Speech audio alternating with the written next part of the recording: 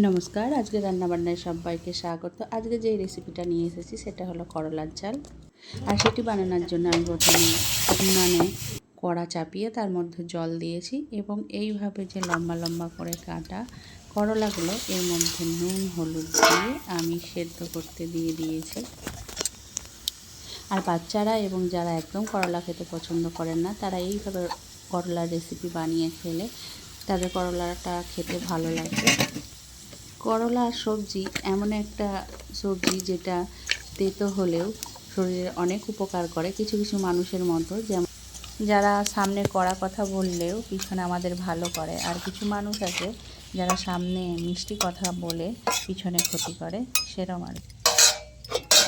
আমি কিছুক্ষণ করলাটা সেদ্ধ করার জন্য ছেড়ে দিচ্ছি। তারপর দেখুন আমার ছাদে কী কী গাছ আছে। লেবু, এর মধ্যে অনেক লেবু হয়েছিল, আমি তুলে খেয়ে নিয়েছি। এই বছর আমার গাছে মৌসুমি লেবু ধরেছে, একটা লেবু সাদা হয়ে গেছে আর বাকিগুলো ছোট ছোট, জানি না ওগুলো বড় হবে কিনা।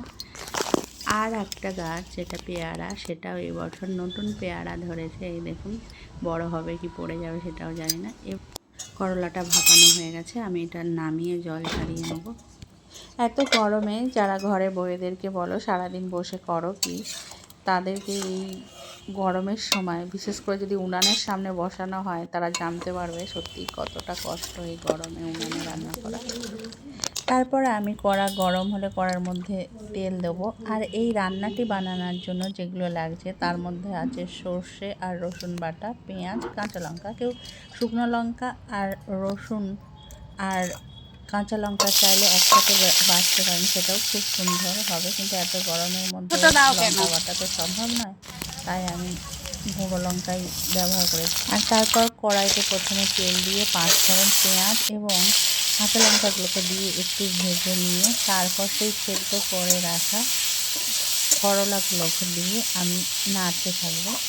আর অনেকে বলে যে তোমার ভিডিওটা, রান্নার ভিডিওগুলো অনেক ছোট ছোট হয় কেন, সেই জন্য আমি আজকে এই ভিডিওটা একটু বড় করার চেষ্টা করেছি। তারপর কিছুক্ষণ ঢাকা দিয়ে রেখে দিয়েছি, আর ঢাকা খুলে সেইগুলো আবার আমি নাড়তে থাকবো। আর আমি প্রথমে যে করলাটা সেদ্ধ করে জলটা ফেলে নিয়েছিলাম বা জলটা ফেলে দিয়েছিলাম, তার মধ্যেও অনেকটা কিন্তু তেতো ভাবটা করলা চলে যাবে।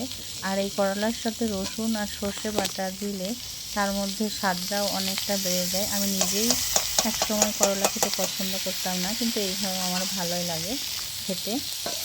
আর আমি এরপর মশলাটা দিয়ে দিচ্ছি, সর্ষে আর রসুন বাটা। তারপর হলুদ এবং লঙ্কা গুঁড়ো একসাথে মিশিয়ে আমি সেই মশলাটা দিয়ে কিছুক্ষণ আবার নাড়তে থাকবো। আমি এরপর আবার 5 মিনিট ঢাকা দিয়ে রেখে দেবো।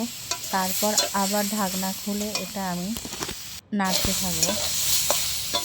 আর এটা আমার শাশুড়ির বালতির মধ্যে একটা আঁচের উনান, আর আমাদের রান্নাঘর যেটা আছে সেটা নিচে কিছুটা যেতে হয়।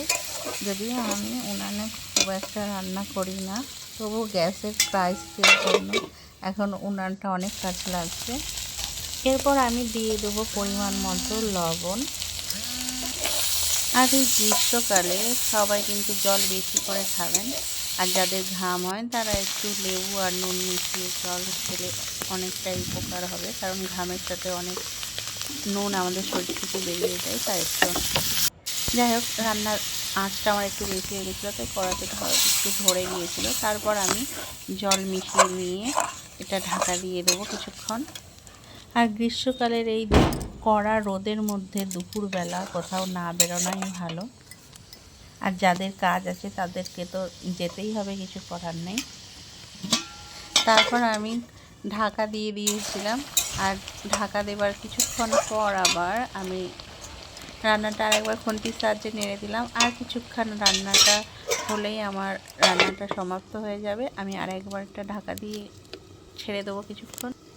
মুন্নাদি, এই রান্নার ভিডিওটা বড় হয়েছে তো, আর কিছুক্ষণ নেড়ে আমি রান্নাটা নামিয়ে নেবো। রান্নাটা আমার হয়ে এসেছে। তরকারির মধ্যে যে ঝোলটা আছে সেটা আমি পুরোটাই মেরে তরকারিটা পুরো শুকনো শুকনো করে নেব। এই সবজিটার সাথে আর আমি বানিয়েছিলাম আলু দিয়ে কাতলা মাছ দিয়ে ঝোল। দেখুন তরকারির কালারটাও আমার খুব সুন্দর এসেছে। এইভাবে বানিয়ে আপনারা বাড়িতে খেয়ে দেখতে পারেন, সত্যি করলার তেতো ভাবটা অনেকটাই কম হয় এই তরকারিতে। আমি এক হাতে ক্যামেরা ধরি আর এক হাতে রান্না করি, এবং তাই আমার পুরো ভিডিওটা আপনাদেরকে ভালোভাবে দেখানো হয় না। রান্নাটা আমার হয়ে গেছে, এবার আমি নামিয়ে নেব। সবাই ভালো থাকবেন, সুস্থ থাকবেন, নমস্কার।